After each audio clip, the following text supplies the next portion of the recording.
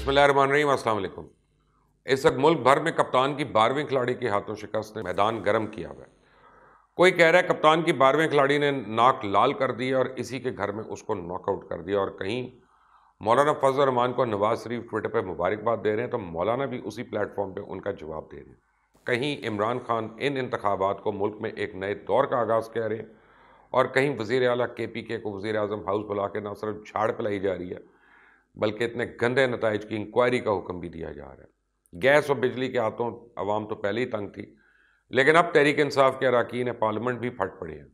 कहीं शहजाद अकबर अपनी शर्मिंदगी मिटाने के लिए बयान दे रहे हैं कि हमारे पास शहबाज शरीफ के खिलाफ तमाम सबूत हैं। दूसरी तरफ मरियम औरंगजेब तस्वीरें दिखा के प्लांटेड स्टोरी का रौला सुना रही हैं। कहीं इस्टेब्लिशमेंट की तरफ से आसिफ जरदारी को इस बंदे का नाम लेने का पैगाम आ रहा है कि किसने फॉर्मूला मांगा, तो कहीं ख्वाजा साद रफीक नवाज शरीफ को मुल्क वापस ना आने का मशवरा भी दे रहे हैं। सियासी मैदान गर्म है और आइंदा चंद महीने बहुत गर्म रहेगा। लेकिन आपने अगर अभी तक इस चैनल को सब्सक्राइब नहीं किया तो प्लीज़ कर लें, बेल आइकॉन को प्रेस कर लें। मज़ीद अपडेट्स आपको खुद ब खुद मिलेंगी। ये जो सियासी गर्मा गर्मी का जिक्र मैंने पहले आपको किया, मैं इससे पहले आपको एक अहम खबर दे दूँ कि इमरान खान के बाद अमेरिकन प्रेसिडेंट जो बाइडन ने भी कह दिया है आपने घबराना नहीं। लेकिन ये घबराहट ओमिक्रॉन के बारे में है। लेकिन पाकिस्तान में एक खबर ने घबराहट का माहौल पैदा कर दिया। खबर यह है कि कलात से ओमिक्रॉन के एक नहीं, दो नहीं, बल्कि 32 मुश्तबा केसेस रिपोर्ट हुए, जिनमें एक खातून भी शामिल है। तमाम मुश्तबा केसेस वैक्सीनेशन और टेस्ट मुहिम के दौरान रिपोर्ट हुए, और कलात में 400 से ज़्यादा अफराद के कोरोना के नमूने लिए गए थे, जिनमें ओमिक्रॉन के 32 मुश्तबा केसेस सामने आए। इस परसेंटेज के हिसाब से देखें तो हर 100 में से 8 लोगों में ओमिक्रॉन के मुश्तबा केसेस हैं, जो कि एक बुरी खबर है। लेकिन सियासी मैदान में भी बहरहाल हुकूमत के लिए कोई अच्छी खबर तो आ नहीं रही है। मौलाना फजल रहमान ने जीत के बाद पैगाम दिया कि नाजायज़ हुक्मरानों के किले की दीवार गिरा दी है। इंशाअल्लाह ये जंग हुक्मरानी के किले की आखिरी ईंट निकलने और इस मुल्क को वापस एक इस्लामी और इस जमहूरी मुल्क बनाने तक जारी रहेगी। दूसरी तरफ लोग जमीयत को वफाकी वज़ीर बराए इत्तलात की तरफ से भेड़िया कहने पर सख्त तनकीद का सामना कर रहे हैं। लोग इनसे पूछ रहे हैं किसने सियासत में नफरत, इंतहा पसंदी और तशद्दुद की रवायत को फ़रोग दिया, और कौन था जिसने इन इलाकों को भी पाकिस्तान से जोड़े रखा, जहाँ वतन अजीज़ के खिलाफ नफरत परवान चढ़ चुकी थी। किसने एक पत्ता तोड़े बगैर आज़ादी मार्च ख़त्म किया, और किसने अपनी शलवारें पार्लियामेंट हाउस के जंगलों पर लटकाई।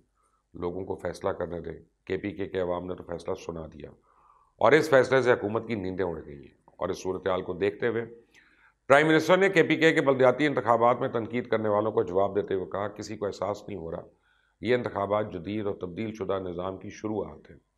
बराह रास्त मुंतखब होने वाले तहसील नाज़िम गवर्नेंस को बेहतर बनाएंगे, मुस्तकबिल के लीडर्स तैयार होंगे। 74 बरसों में हमारे पास पहली मरतबा बाइख्तियार बल्दियाती निज़ाम है। लेकिन वहीं कप्तान ने वज़ीर आला महमूद खान को इंतखाबात में शिकस्त की वजूहात पर रिपोर्ट तैयार करने का हुक्म दिया।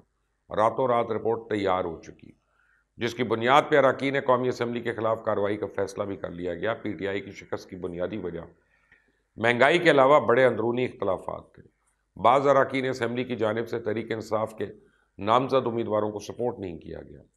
तहरीक इंसाफ के ज़राए के मुताबिक वज़ीर आज़म इमरान खान को रिपोर्ट पेश करने से पहले वज़ीर आला महमूद खान के करीबी सूबाई वज़रा से मुशावरत जारी रही। ज़राए का कहना है मुखालिफ उम्मीदवारों को सपोर्ट करने पर 2 अरकान कौमी असम्बली और 4 अरकान सूबाई असम्बली के खिलाफ कार्रवाई का फैसला किया गया।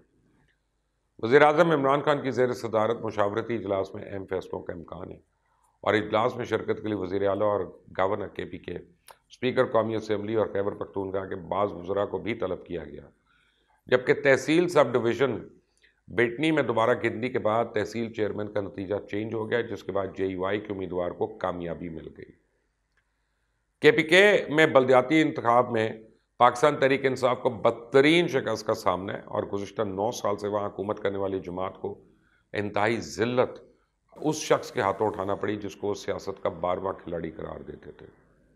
मौलाना फजल रहमान 2018 के इलेक्शन में अपनी सीट तो हार गए, तो इमरान खान की तरफ से उनको सियासत का 12वां खिलाड़ी, मौलाना डीजल, करप्ट और नाजायज़ पता नहीं कितने अलकाबात से नवाजा गया। और ये शादियाने मुसलसल 4 साल बजते रहे कि अब मौलाना फजल रहमान की सियासत को हमने ख़त्म कर दिया। लेकिन मौलाना ने ना सिर्फ कम बैक किया, बल्कि एक ही हमले में तहरीक इंसाफ की पूरी नाक लाल कर दी।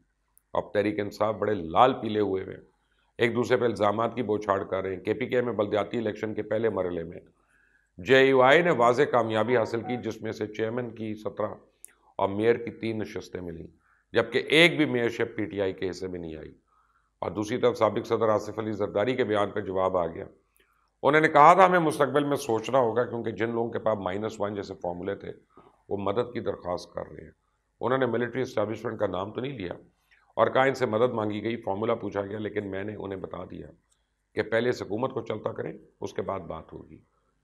اب ان کے پاس اس دعوے پہ ایک دفاعی تجزیہ کار نے کہا کہ آصف علی زرداری کو چاہیے کہ وہ اس شخص کا نام بتائیں جس نے ان سے اسٹیبلشمنٹ کی طرف سے رابطہ کیا اور مستقبل کے سیٹ اپ کے حوالے سے مدد کی درخواست کی۔ دا نیوز سے بات کرتے ہوئے ذرائع نے افسوس کا اظہار کیا کہ ہر بار غیر ذمہ دارانہ انداز سے بیان دیے جاتے ہیں اور ڈیل اسٹیبلشمنٹ کے ساتھ کے اشارے دیے جاتے ہیں، جو بہت ہی بدقسمت اور غیر ذمہ دارانہ بات ہے۔ اہم عہدے پہ فرائض انجام دینے والے ذریعے نے کہا اگر آصف زرداری سچے ہیں تو انہیں چاہیے اس شخص کا نام بتائیں جس نے ان سے مدد مانگی۔ یاد ہے کہ آصف زرداری کا یہ بھی کہنا تھا کہ انہوں نے پارلیمنٹ میں 2018 میں اپنے پہلے خطاب میں کہہ دیا تھا کہ چون چون کا مربع حکومت نہیں چلے گی۔ سابق صدر کا یہ بھی کہنا تھا ہم پاکستان کا خیال رکھیں گے جیسے پہلے کیا تھا۔ جب بھی پاکستان کو مشکل پیش آئی پیپلز پارٹی نے ملک کو بچایا، جبکہ نواز شریف کی پاکستان آنے کی خبریں کافی عرصے سے گردش میں ہیں۔ مریم نواز بھی کئی دفعہ کہہ چکی ہیں بہت جلد وہ پاکستان آئیں گے، جس پہ خواجہ سعد رفیق نے پارٹی قائد اور سابق وزیر اعظم نواز شریف کو وطن واپس نہ آنے کا مشورہ دیا۔ ان کا کہنا تھا نواز شریف کو واپس آ کے ظالموں کے ہتھے نہیں چڑھنا چاہیے۔ نواز شریف اس وقت وطن واپس آئیں گے جب نون لیگ درخواست کرے گی، جب الیکشن آئیں گے تو وزیر اعظم کا امیدوار سامنے آ جائے گا۔ سونامی کچھ وقت کے لیے آتی ہے، تبدیلی اور سونامی تباہی لے کے آئی اور اب واپس لے کے جا رہی۔ جبکہ تحریک انصاف کے MPA راجہ اظہر کی جانب سے ایک خط کا بڑا چرچا ہے۔ لکھے گئے خط میں کہا ہے کہ کراچی بالخصوص میرے حلقے 97 میں گیس بحران شدید ہو گیا۔ گیس بحران پہ شہری سوئی گیس اور وفاقی حکومت کے خلاف احتجاج کر رہے ہیں اور صورتحال PTI کے ہاتھوں سے نکل رہی ہے، بلدیاتی انتخابات میں نقصان پہنچائے گی۔ پرائم منسٹر، وزیر توانائی گیس بحران پہ نوٹس لیں۔ کراچی کے عوام نے PTI کو مینڈیٹ دیا، انہیں مایوس نہ کریں۔